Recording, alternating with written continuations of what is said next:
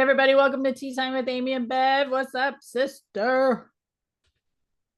I don't know. It seems like the month of transitions. It seems like the last few months it's transitions. Yeah, And then we're on a full moon, right? We have a full moon coming up tomorrow. tomorrow. I was listening to a guy, it was an older guy, and it was on TikTok, so you know it's freaking factual. I'm just saying. It's the truth. But I will tell you that he was talking about that we receive information about 3 hours actually before the full moon, that we download information. So how valuable and important it is to put out your water, which I like to do. I like to have I have blue bottles because I love blue glass, but I like to put it out under the sun and go through the moon cycles and stuff too. And then I'll drink it after it's been out for a few days, so it's all charged up. And I noticed the difference. So I was preparing my water when you sent me the message. Otherwise, I would have been on here earlier. But in preparation, and it's like if it's true or not true, well, I guess that's whatever I decide to believe. So if I want to believe and set my intention that that's the way it is, then that's the way it is. It's so funny because I didn't have any idea what we were going to be talking about. I'm like, I don't know, because I feel like I'm so far from spirituality lately that's Are you in your jacked up stage? I love that. I'm in my spiritually jacked phase, going through the processes. Yep, I I love had that my phase. grandkids for like the last 11 days. And so it's been, let me tell you something. Tell Let me, me tell you something. bring it, girl. I, Ready. I, it's funny that it's so easy to think that because I've raised kids that I have all the answers. I never thought that I had all the answers, but I felt like, well, if they would do this or do that, and it's like they're doing the best they can, honestly. And recognizing it's not my job to fix. It's not. There's nothing wrong that I need to fix anything. The only things that I think are wrong that I need to fix are things that maybe I experienced that I felt was wrong. And so that's an inside job. It's not my kids, my grandkids. It's not. They're doing the best they possibly can. I don't know how they do. I don't even know how they do what they do right now. It's like after having the kids, it's like, good Lord, you Yeah. can't fold clothes. That little boy, the youngest one, is like he's out there unfolding everything as you fold it. You're trying to cook dinner. He's climbing over the baby gate to get into the kitchen. Like he is freaking fast. And so it's like it's awesome. And also recognizing like putting one down, then the other one had to wait till you could lay them down too. So it was like it was a process, and it was extended. It was late nights every single night, getting up at going to bed around 11, 12, and then getting up early, because that's just the way it was. So I have learned a lot in the last few weeks, but the biggest thing I will take out of it is my kids are doing the best they can. They could always use more help. Honestly, I think that we could recognize that for our families, not to think that we have to go in and fix it or be judgmental about anything, because that's not what our jobs are. We're guides. That's all. We're a guide. That is it. It is not my job to go in and fix what I think could be different. It's functional for how the kids are and in their lives in that chaos. But And I then, also recognize that's not my chaos anymore. It's not something I want as my chaos. right. And it would be instead of just assuming um that you know what they need or thinking you have the answer or you know how to do it better or anything. It's like just simply ask, hey, where do you need help? How can I help you? Because Yes. their idea of help may be completely on the other side of the spectrum of what you think it is as an observer. Yes. And so, yeah, asking the questions, getting the input, getting the feedback. How can I help you? Where do you need help? What can I do to help your life be a little easier? Because I see there's a lot going on here. Yeah. But because they're busy, trying to not have daycare or babysitters and all that stuff, so that they're all working together the best they can and trying to make things work. And it's like I see it. I see the manipulation from the littles. Yeah. I mean, I see a lot of stuff, but it's not my stuff. That's their family dynamics. That's how they get their needs met. Yep. It's not even for me to judge. And that's been a huge thing for me. And also appreciating my own downtime and how valuable it is. Your downtime when you have littles, it's so easy to think that, because we used to always say, take the time go take a breath or whatever. But sometimes you don't even have that. You have a kid barging into the bathroom while you're in the bathroom, or you don't have time to yourself to take a shower.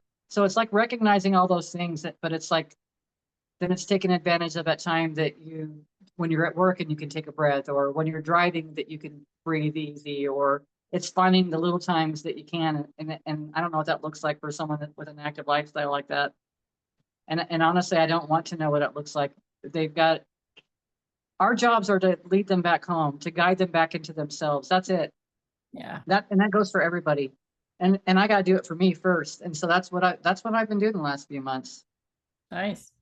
I had a coaching client, and that was one of the things. She lives with her daughter, and her daughter is a talker. And so after working all day long, the daughter's an adult, has a child as well. So they all live together.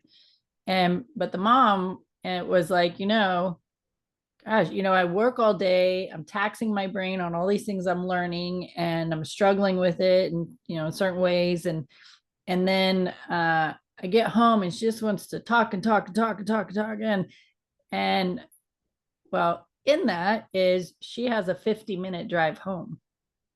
And I said, what do you do on your drive home? And she's, well, I'm listening to a podcast, or I'm listening to. I said, okay, maybe that 50 minutes in your vehicle is your time to decompress on your way home, breathe, enjoy the quiet, and then you're kind of ready. You already know she's going to be a talker when you get there. She's excited about sharing her day. So you can mentally prepare yourself as, to walk in the door and know she's going to just start talking. And she started practice that. She's like, wow, what a difference.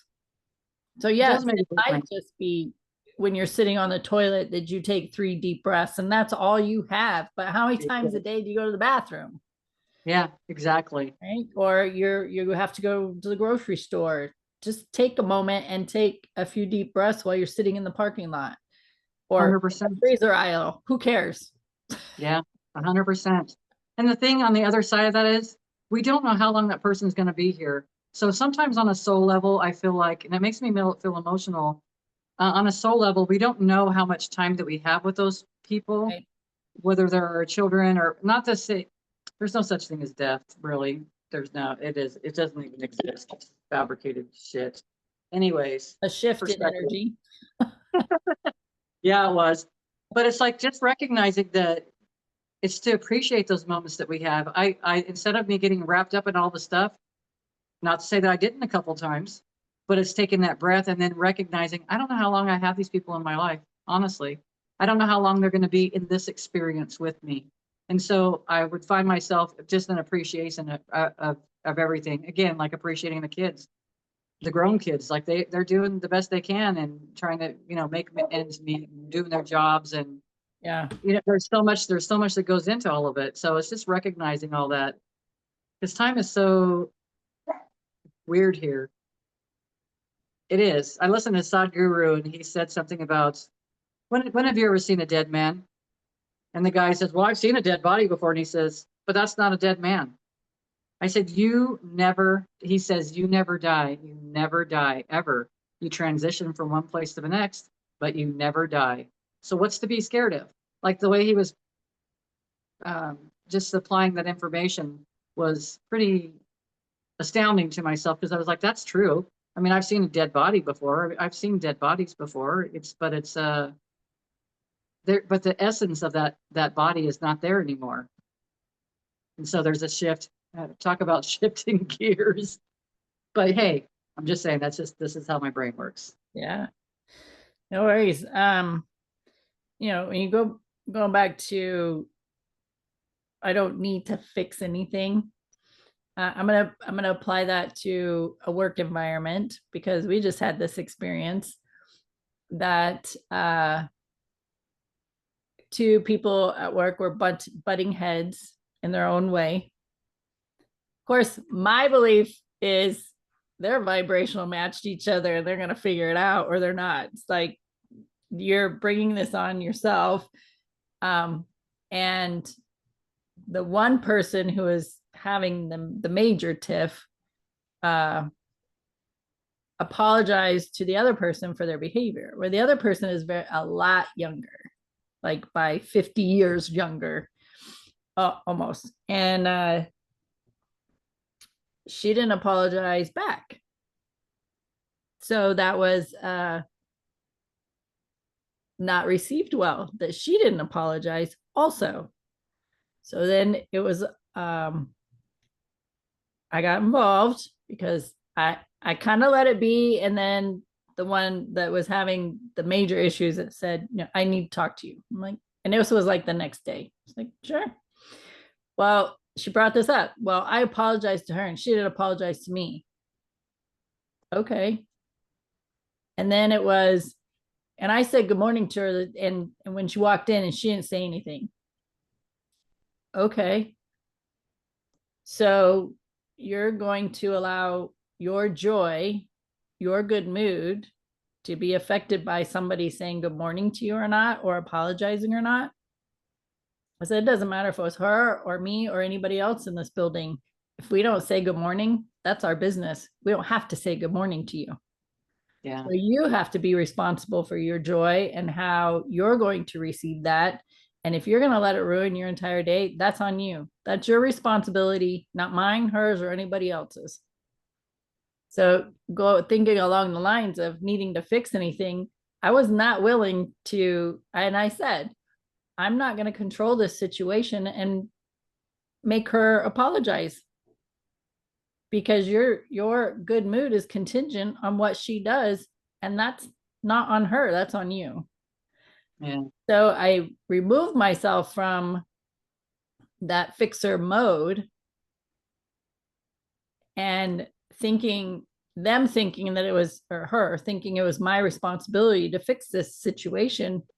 And I'm like, and I didn't, and she didn't receive that well. And I'm like, your joy is your responsibility. I can't fix that, and nobody in here can. So you need to figure that out. And it was like not what she was expecting from me. No.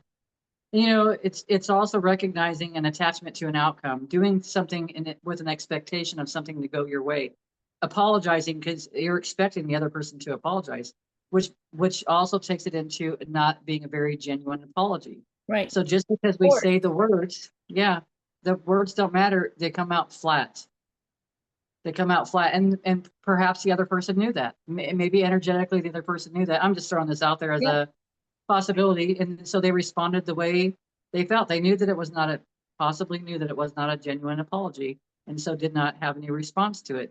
And then I've been that person before, apologizing like that, because we were taught when we were kids to go apologize, even though we weren't sorry, but you need to go apologize. I've had this experience with my grandkids, the same thing. And I understand where my grandson's constantly saying, I'm sorry. Well, it's okay to say I'm sorry. I said it's not necessary, but it's not okay to continue doing the same thing over and over and over again and saying sorry like that's going to fix everything. It's time to adjust the way you're doing things. Maybe shift gears, do something a little differently, say it a little differently. Don't do it again. Yeah. So it's like having those responses. So there's been I feel like we're having so many parallels that are happening right now in everybody's lives, and it's so similar. I'm at my daughter's house, and I'm thinking, gosh, I could probably clear up some space, or I could recommend, hey, whatever cups, maybe have 2 cups per child out in a cupboard because they're limited on space, and put the rest into a box into the garage. And you don't have to throw it away, but you got it. And so instead of even recommending anything, because nobody asked for my opinion, because I don't need to fix it, I recognize that I need to do that in my own house. So when I came home, Freeman had already started clearing. He had cleared a counter. He'd already cleared a cabinet. He was already doing the things, parallels, right? He was already doing the things that I was doing at my daughter's house, trying to shift things around. And I ended up not doing it, and then ended up just cleaning underneath the things that were there and putting things back to where it was. So it's like, it's just, but there's an energy out there to do those kind of things. There's an energy about these, talking about saying sorry all the time. There's an energy with all the stuff, and how, I mean, how many times have we gone out to eat dinner and we told the server thank you? We've talked about this a long time ago, but we never really actually. Those are just flat words they hear all day long. But what if when you do that, you say thank you, you put your hand on your heart, or what if you stop for a second and think, I really do appreciate everything she's done, and then you say the thank you. Like there's so much things that we can do that get us in connection with those fields, that now that that's being felt to the other person, and that appreciation is contagious. And now that person's walking around and she's serving people and having more fun, or he is, and having a blast. Because why? Because you did it differently than everybody else did. You shifted her energy. You were that little drop in the pond. Yeah. And interesting enough, between these two, um, the one person having the biggest issue with the whole thing was seeing that the other person was wrong. And the other person had already told me, because she cried about what all the things that were happening the day before.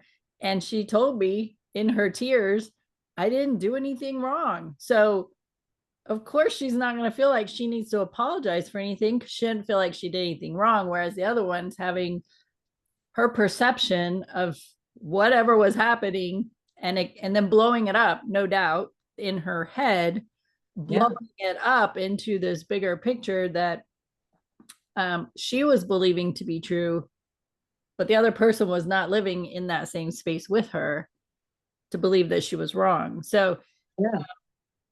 so just that matter of perspective from Yeah. person. So your perspective of their living conditions, and what you could see as an observer, what could be shifted and changed, whereas they're in it every day and they're just seeing the chaos and the amount of stuff they have, and they got to do something with it, and they have these kids and they got all this, they got to work and all, and they just can't focus or have this clear vision of what to do. But at the same time, you're recognizing it over here, and then at your own home it's taking place because of that energy. I have that too. Like, I'm just like, wait, I was just thinking about this and it's happening now.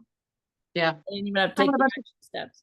yeah, it's clothes, it's everything. It's like we don't need all the stuff, and it gets kind of overwhelming when you have Yeah. so many options, honestly. Like I would have 10 or 15 coffee cups, probably 10 coffee cups in there. I use one or two.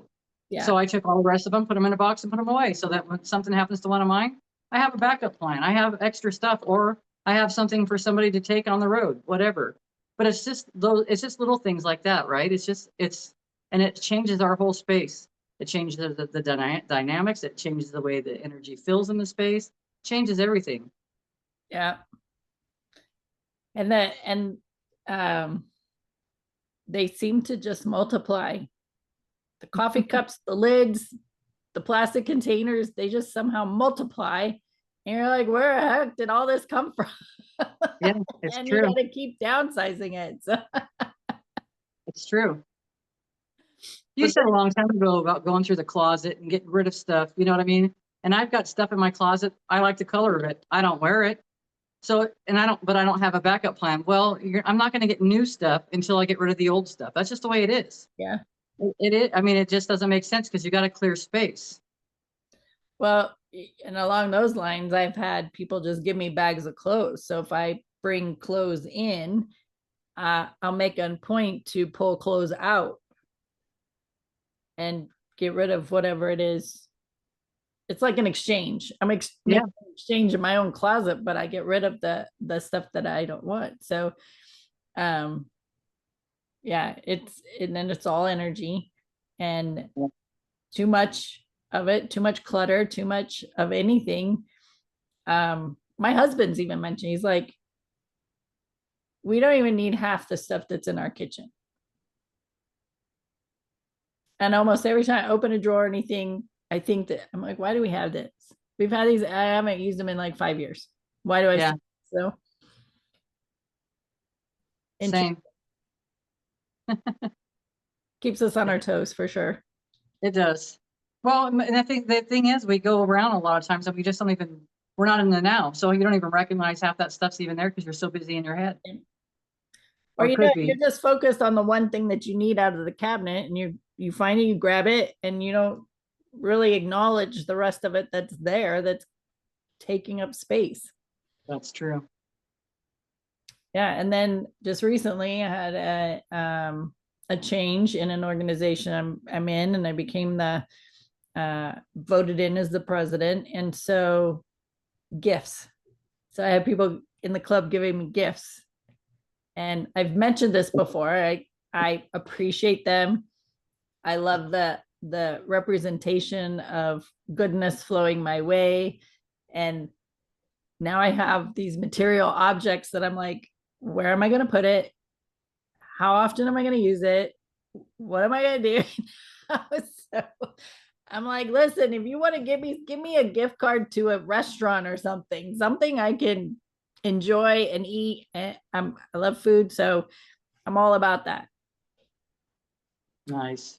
A But gas card. Like there's so many different things that you could do that yeah, is so useful. I never even thought about it till we're having this conversation. But really, there's so many amazing things that we can do as yeah. far as gifts go. They have something like that, but And one thing I've noticed too is more people are talking about repurposing. So the business or the company I work for, the organization I work for, the nonprofit organization I'm in, um, we're all just like, we have all these decorations, we have all these things. Why are we not repurposing them? Why do we keep buying more decorations every time we have an event? How can we reuse the things that we're paying storage on? yeah, that makes sense. So yes, it's just interesting. And some of it, for sure, has to do with, the generations before us with their mindset of having to hoard things because they didn't know what was going to happen from day to day, or they went through the depression and the money was not flowing in, so they had to, whatever they had they kept and figured out a way to reuse it in some way, right? Even aluminum foil, and they just clean it and fold it nice and keep it in the closet. So I think we're just coming to that another generational shift where we're just taking a look and looking at our stuff and going, do I really need all this? Why? And there's stuff in my office right now that I've been looking at for a while, thinking, I I don't think I need this anymore. I think it's time for to move. Yeah, and I hear you. I hear you on that. So much stuff like that. But I feel like it's I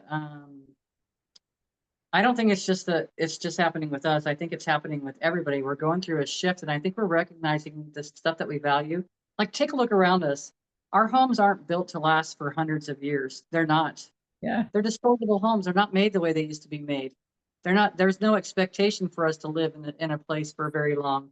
It's expected for things to break down. You got disposable vehicles, washers and dryers. So there's so many things that are not made the way they used to because they're made to break down.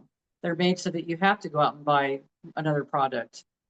So but I think we're going away from that. I really think it's starting to go a different direction. And even recognizing, like, I'm not willing to buy everything that I need from the grocery store. And I'm willing to stand there in the next to the fruits and vegetables and body test everything and see if this is good for my body. I'm not willing to buy the groceries and stuff that I used to buy. I'm willing to go outside of there. I'm willing to go to people that are selling their eggs. Everybody has a craft, everybody has something going on, and we got so caught up because it was so easy to go to the supermarket and everything was right there, or we got so because we weren't taking the time because we're all in a big hurry. But in a hurry to what? To die? I mean, because we already established that we don't die, but in a hurry to skip out of this body. So it's like it's really just taking a look at things and do we really need to rush around for things? It's not necessary, and there's such great food out there that people are growing locally. Do that stuff. There's just so many different options. We get so caught up in thinking we've got to have the ranch from the store that's got like 50,000 freaking ingredients when it really only takes a couple of ingredients to make it. So there's all these things because it became easier. It was easier. It was simple. It was faster. It was faster for what? We just lost the processes instead of someone else doing it so that now we got someone, instead of cleaning your own house and you can afford it, have someone else come in or maybe barter and trade so that they can come in and clean your house and you do something for them. There's just a different way of looking at everything. And then it's honoring of word. If you listen to a lot of people don't honor their words. Their words are just words. Oh, oh gosh, I'm going to get rid of that. I'm going to give it to you. And then you find out that it was given to somebody else. There's no value.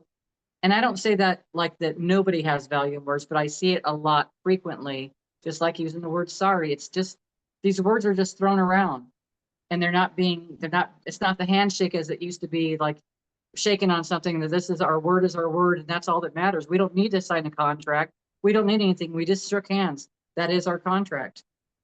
So it's interesting how things have shifted, but we see all that, but I feel like a lot of it's shifting back to that kind of energy, but in a more balanced way. Maybe it was taken advantage of, or maybe people weren't honoring their word. And now we're going into space. I feel like the word's being honored. And besides that, we become more and more telepathic. The words aren't going to matter. And it's your integrity, your energy that you're offering is what matters.